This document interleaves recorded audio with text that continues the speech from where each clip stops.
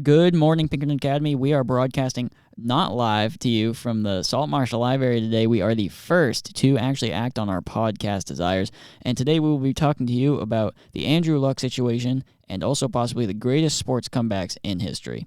Big NFL news today. Big NFL news. Why don't we all introduce ourselves since it is our first podcast? I'm James. I'm Chris. And I'm Josh.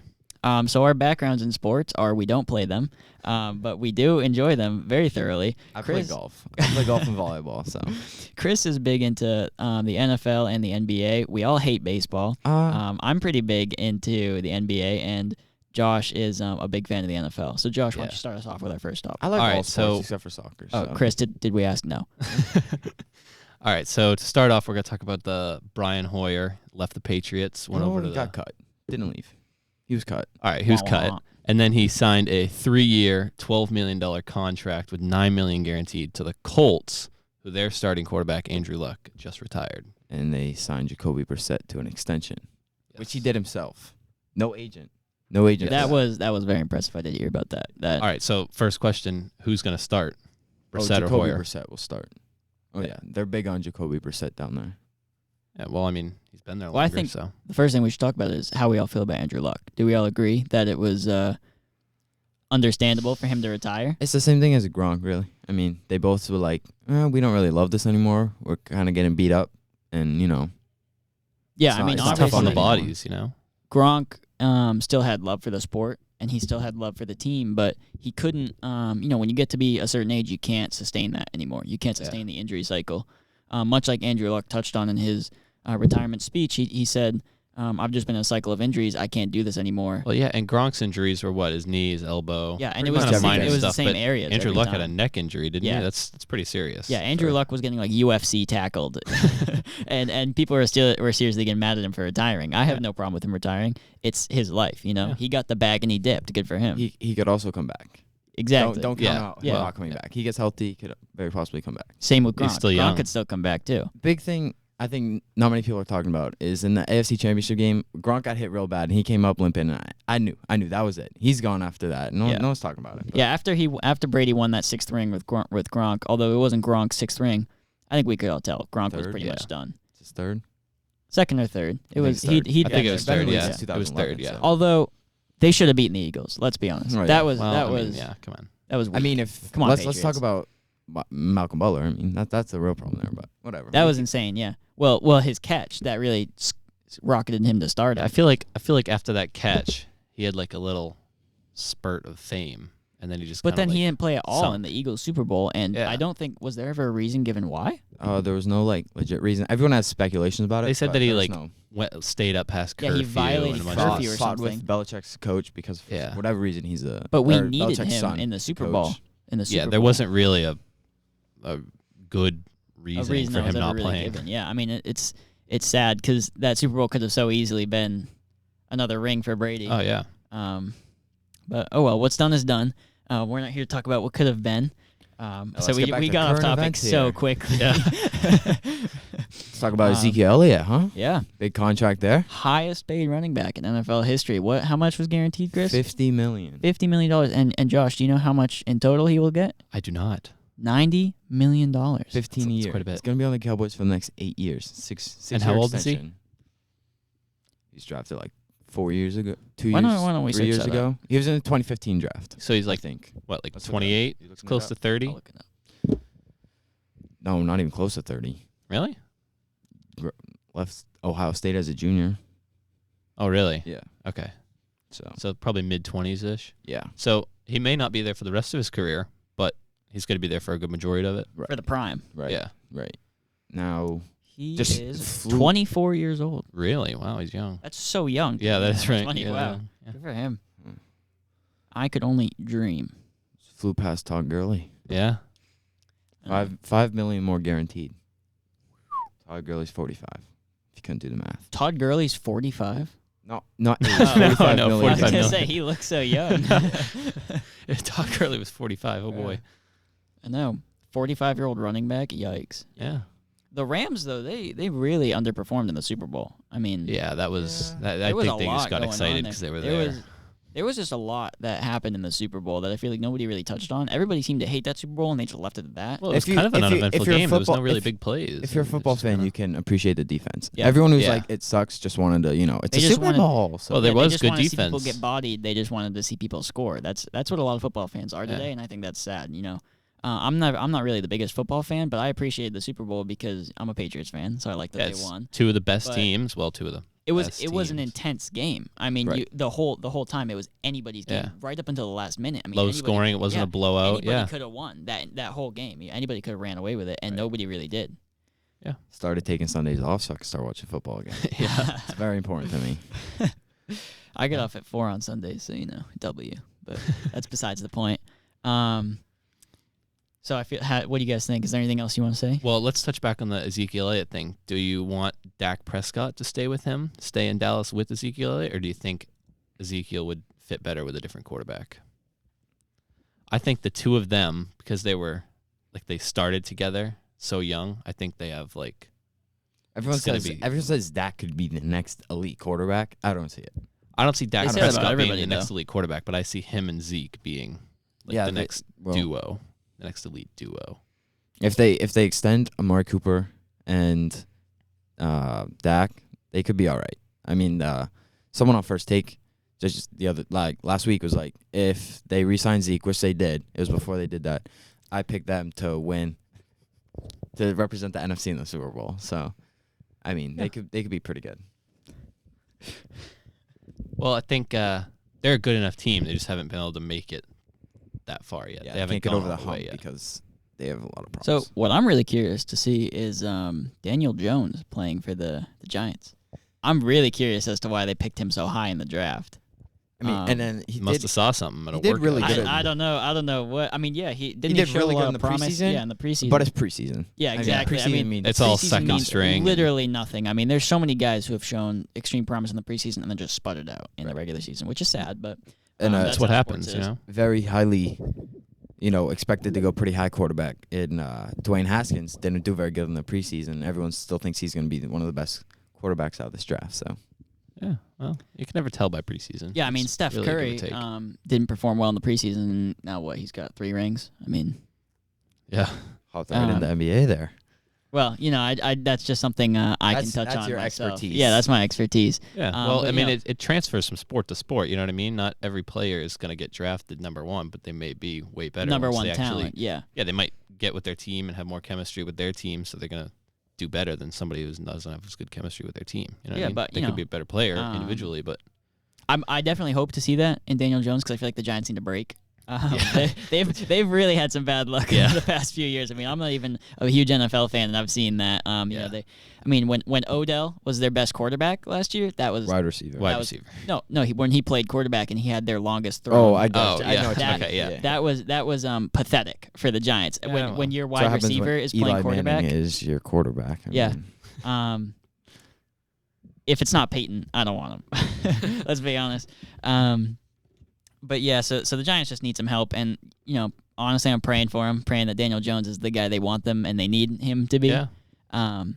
But honestly, here this just popped into my mind. What about the Browns? What do we think their I was record's just gonna thinking while you were doing that, I didn't want to switch topics, but are the Giants the new Browns? Are they going to need some serious rebuilding now? Are the Browns in the clear as far as rebuilding and plummeting seasons go? I think for the Browns this year. That's an interesting point. They honestly might have just not switched places. What did they go last year? Team, they had a good season last year, didn't they? The Browns. 6-10. 6-10. That's better than definitely better than 0-16. Yeah. But they got all their wins after Hugh Jackson was gone. So yeah, that was a problem. But what do we think the plus Browns' record is going to be this year? I don't know. I think they got more stars. Team. Yeah, I think at least a winning record. You know what I mean? So what are we saying? I still think the Steelers will win that division. Maybe the Ravens, but Browns will be a wild card team. Yeah. I saw somebody predict the Ravens to go 5-11. That's wild. Who would say that? The only person I could think of on the Ravens is Joe Flacco. And he's not even on the Ravens. He got traded to the Broncos. Yikes. Exactly. Their defense is good, though. Yeah, I mean, I'm sure the Browns will finish the season with at least an 8-8 record. That's my prediction. I'd like to see that I mean, because I would too. they haven't been there in a few Everybody years. everywhere would like to see that. Yeah. I'm a big Baker Mayfield guy. So Yeah. Baker It's Mayfield hard not to be a big Baker Mayfield guy. It'd be Baker cool Mayfield to see him with succeed. with Odell, I think is a scary Well, combo. the problem is there's a lot of ego in that locker room. Yeah. That could be what if anything's going to bring that team down, it's going to be the ego. Yeah, I mean they Simple have as that. good athletes, but Great athletes. Yeah. Nick Yeah. Chubb is a great running back. yeah, That's his name. Nick Chubb. Nice. And they have great defense with Myles Garrett. at Yeah, the well- what's their second- coaching situation this Denzel year? Ward, Freddie Kitchens, head coach. So He was what's- the interim last year when they went 6-10. So Okay, so he's got Yeah, some he was supposed to be experience with good, the right? team I mean, and they- with like good football. But as we saw with the Super Bowl, defense is really what's paying off now in football. Oh yeah, I think Um, okay. So when football first became really popular, I think it was offense and defensive game. But I think recently, like early 2000s, it became more of an offensive game. It was a hyper offense game Yeah, for a while. but They now tried I to think it's focus on shifting to scoring. more of like a defense based, not Hopefully. like fully defense, but like offense. And it's a better mix now. It would be nice to see games where the scores aren't like super high Like a every college single football game. game. Yeah. Yeah, Maryland. and I won think if you 79-0. ask somebody who's not a football fan, you said name one famous NFL player, they're going to name an offensive player. yeah, for sure. That's true. Like 9 For times sure, out of for 10. sure. You're not gonna say name They're not going to say Von Miller. Or, you know what I mean? Aaron Donald. Yeah. He is a beast though. He's a scary man. spectacular Scary player. man. He played a have big you guys, part in the Have you guys Super ever Bowl. seen him at a camp like teaching kids what to do? You see him do Like his speed how drills. fast his hands are is See his incredible, feet? and how strong he is Yeah. is just wild. And he's not a big dude either. He's 6 feet tall. I mean that's pretty big, but for the NFL for a guy of his Yeah, it's pretty position, small. he's undersized. Yeah. He's only 6 feet. But he's only 6 feet tall. How much And- does he weigh, though? A lot, Oh, he's gotta and be it's like all 280 muscle. Like at he least. bodies dudes, and but what's incredible to me is that he's so heavy, but he's still able to move with the quickness that he does. oh, yeah. And what's important is his IQ. he also his studies. He IQ. studies. Exactly. Yeah. I mean, So that's he's 6'1", dedicated. but he weighs 284 pounds. Jesus. So I'm 6'1", and I weigh 180. that's what we talk. He weighs That's what we 100 more call pounds than an I do. absolute unit. Yeah. It's a big guy. He is a gigantic human being, and what really makes him so scary is, like Chris said, his how much he studies and his IQ. I heard a story from his rookie year where, and I honestly don't remember if this is word for word or not, but they said he got drafted or something, and then he came in the next day and was just watching film, and he was just I don't studying doubt and it. studying. Some of those guys are Yeah. so committed. They And I mean that's really what you should. That's the kind of player you want on any team, Can we talk especially an NFL team. Sorry, Chris, go ahead.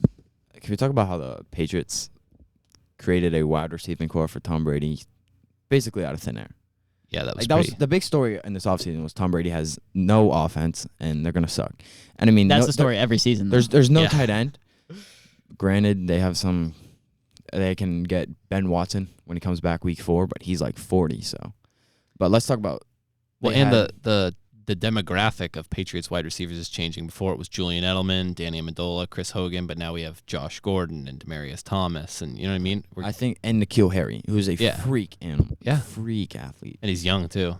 It's too bad he's just on IR, but he'll come back. He'll be fine. Hopefully he'll stick around though. Sorry, guys. We I won't had get rid of Had to him. take Don't scare him advantage of that Yeah. while I could. I think it was nice that they brought back Demaryius Thomas, but cut his money. Yeah. How do we feel about Josh Gordon coming back? Do I you think he's think- going to stay hopeful. clean this I'm time? hopeful. I'm not hopeful I- he'll stay clean. I'm hopeful he'll hide it. Because I don't think there's any way he can stay clean at this point. It I seems like hope he's he just too does. far in. I think. Yeah. I hope he does. I hope 'cause he's able to play. He's a good athlete, but He's he's a wasting solid it. athlete. Yeah. when he was clean, granted clean, I don't really know, but he was a 1,000-yard receiver. Yeah. And he played some good games for He's us when he really was with good. us. Yeah. And if he can actually stay and play the whole season, that would be incredible for the Patriots. Oh, yeah. Plus, he has good Oh, yeah. experience. He's been in the NFL quite a bit of time A now. legit deep threat that the Patriots haven't had. Granted, Tom Brady can't throw a deep pass, but He can catch it, though. right.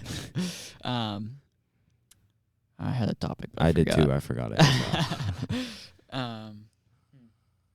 I'll try to think of it. Alright, we can go to NBA if you want, James. There's some big offseason James, stuff. are you getting bored with the football? No, I like the football stuff. It's fine. Let's talk about how competitive the NBA is going to be this year.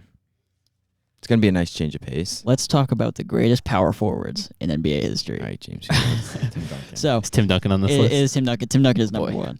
If Karl Malone this isn't going to be a is in biased your segment, top is five, no, it's an extremely biased segment. If Karl Malone is in your top five, I don't ever want to see you in person. Just because you never won? I don't ever want to. No, Karl Malone is possibly one of the worst power forwards of all time. If you disagree with me, then I never want to see you in person. Never want to hear your voice. Karl Malone is a horrible human being in real life. He does not deserve any of the credit or fame or glory he gets. He should not be on any top list of anything ever, unless you're talking about the scummiest people to ever play basketball. And I hate his guts. If I'm being honest, So I very much like, dislike Karl Malone. Is he like bottom of all NBA players ever for you? That's Yes, Steph Curry specifically for me. because of what he did off the court. He is a So horrible what person. happened off the court? I'm not sure. I'm not sure if it's something I want to cover on the school podcast. Gotcha. Maybe if we mute really quick.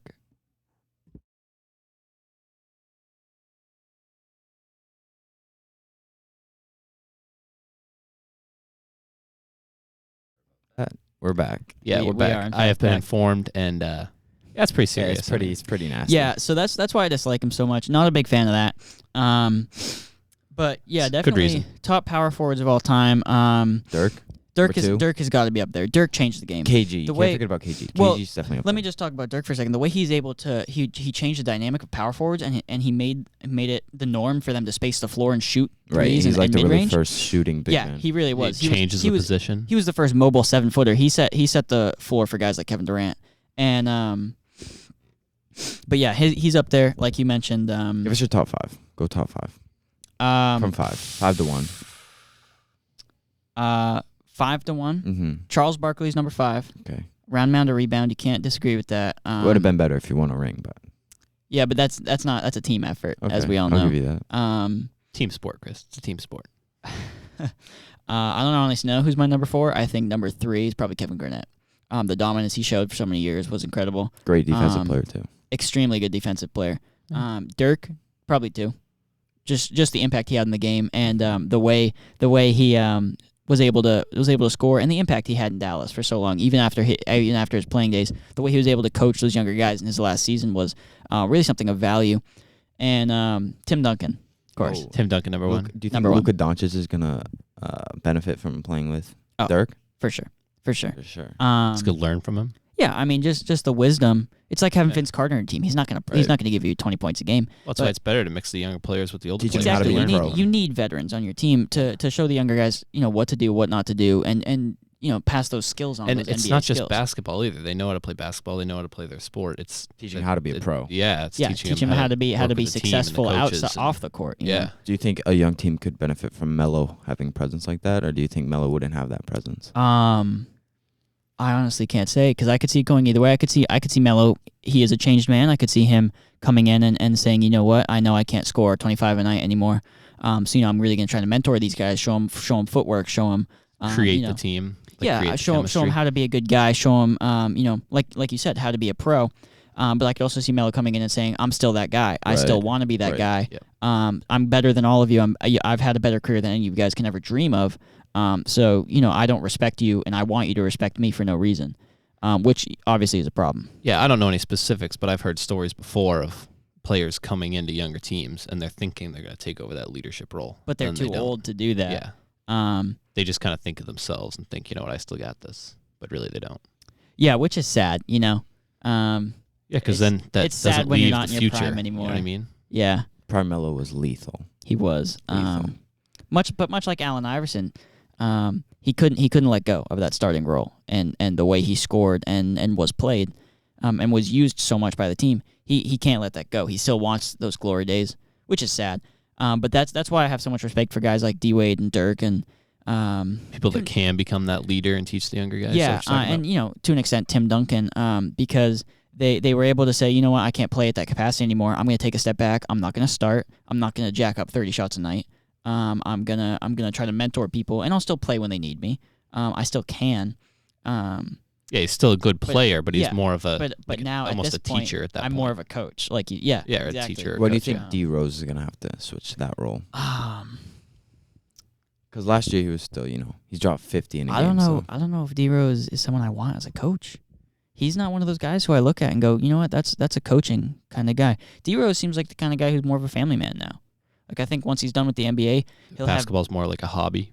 than a profession? Is that what you're saying? I think it's a profession, but I just not everybody can coach. You know. Yeah, you're right. So I think D Rose is definitely someone who's going to retire from basketball and then move on to other business ventures. He's not going to be someone who comes in as an assistant coach on the Pistons or on the Wolves or whatever. And you know, maybe they'll invite him, but I just don't see that working out, honestly. But I think what's really interesting is Vince Carter, because I could see it going either way for him. I could see him being an amazing player coach, or I could see him being just awful, like Jason Kidd. Jason Kidd is a horrible coach. Right. Didn't the Lakers bring him on? Yeah, the Lakers. I think the Nets tried him for a bit. He had a losing record on every team. The Bucks tried him for a minute. Didn't the Lakers add him to who's their head coach right now? Frank Vogel. Didn't they add him to his staff? Pretty sure they did, but for a while he was head coach or like high assistant he was coach on the for Bucks teams. for Yeah. a while. But I think he's proven he can't really do that. But that's not what we're talking about here. Do you think the Celtics are going to benefit from Kyrie being gone? How much do you think? You think they'll be back to the team when I think Kyrie was hurt? I think Jason Tatum and Jaylen Brown will benefit. That's what I'm having really a leader hoping for. like Kemba. Yeah. Well, not even just having a leader, but having the space to grow. Right. That's really what they need. Yeah. Because They could Kyrie step up and take more. Right, more 'cause like responsibility that- because yeah. when Kyrie played, he was the first option, and he was almost the only option because when they needed a bucket, it was going right to Kyrie no matter what. And that was an issue because it didn't give Jason Tatum or Jaylen Brown time to play in the sorry, Chris, I know you want to say something. No, it's fine. Go ahead and keep going. But it didn't give him the chance to play in those situations with that pressure and to score points when they really needed to. You know, Jason Tatum is not a 15 PPG scorer. And you know, I hope to see that he's more than that because he is. So Kyrie wasn't one of those guys that was teaching the younger guys how No. to be professionals. I mean, Kyrie's a great person. He's a nice guy, and the Celtics had a lot of good things to say about him, even after he left the way he did. They had a lot of good things to say about him, even after he left the way that he did. But he was not a leader on the team. That was Al Horford. That's too bad. Right. And with Al Horford's gone, too. yeah, someone else is gonna have to step up. And two things about that. I forgot what the first one is. Do you see Jason Tatum rolled his ankle? Team USA Yeah, but he's fine. sprained it. Yeah, it'll Yeah. be fine. But So is he going to play this season? Yeah. Oh, yeah. Oh yeah, he'll be okay. Do you and- think it will come back, though? Is that something the Celtics should be worried about? Is his No. ankle? Probably not. And the second thing, pretty pretty big memory about that Kyrie being first and only option was that game. It was like tied or they were down one. I think it was like Minnesota or something. Oh, it was Orlando. And someone else took the game winner. I think it was Gordon Hayward. And Kyrie came down the court and just threw his hands up and just walked straight to the locker room. Because he thought he should have got that shot. And he fought with Brad Stevens about it. Yeah, I mean, Kyrie wants to be that guy so bad, Right. but he's proven on the Celtics He can't be that guy. He can't be the He first can't be the option. number one He's guy. got to be. He's got to be the second star in a team, and it worked well with LeBron. That's why it's going to be Yeah. tough with the Nets this year because Katie's not Yeah, playing the this year. Nets are not going to be a top 3 seed. Yeah, the Nets will be a playoff team with Like with 6 Kyrie. With Kyrie and Karis LeVert, they're going to be a great team. Sorry, what did you say? 6 seed? 6 seed, 5 seed, 4 seed What do even. you think So they're they're gonna still do going to with do well, but they're not DeAndre? going to be there. DeAndre Jordan and Jared Allen. DeAndre off the bench. I don't know. I really like Jared Allen as a player. Right. So I'm kind of frustrated they got DeAndre Jordan. I mean, Do you think they could run 2 centers? I hope that's what they do. Jared Allen could develop into one of the best centers in the league, Right. in my opinion. With his blocking capabilities already, if he just develops any form of an offensive game, he could be such a good scorer. So I'm not familiar with basketball. How often does a player change positions? If they're running 2 centers, It's and really- they don't need it anymore. At this Can point, one of them basketball's a switch? positionless game. It's positionless. You can play any position. So maybe they could run 2 the, centers. the Lakers said they were going to run LeBron at point this year. And LeBron is 6'9". The average Yeah. point guard is like 6'3". Right. So, So they potentially could run 2 centers and do pretty well. Yeah. But it all depends on the versatility of those guys. You know, DeAndre Jordan, he cannot play power forward because he is a large human Yeah, being. he's a He's large there guy. to rebound, and that's it. But Jared Allen is still so skinny. There's possibility of him being able to stretch the floor, play the 4, and More of a flexible player. exactly he could be the versatile guy they need, while still being able to get in the paint and block those shots. All right, so that's all the time we have for today. We'll be back tomorrow. It And was the next day. wonderful talking to all of you. All right. More topics tomorrow. We'll think about more topics. See ya. Good night.